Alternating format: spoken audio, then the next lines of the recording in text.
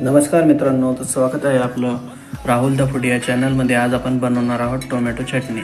त्यासाठी आपण शेंगदाणे भाजून घेणार थोडे, परत त्यांची साल काढून त्याच्यात लसूण ॲड करणार, त्याची पेस्ट करणार।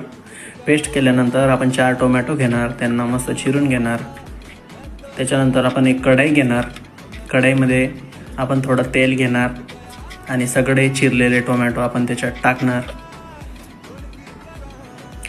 त्यांना थोडा वेळ शिजू देणार। शिजल्यानंतर त्याच्यात आपण मसाले ॲड करू। सर्वात आधी पेस्ट ॲड करू।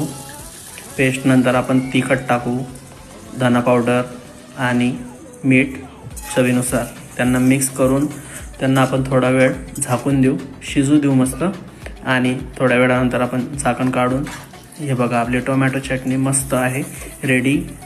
आपण बघू शकता खवखवीत अशी टोमॅटोची चटणी। तुम्ही पण एकदा ट्राय करा। धन्यवाद।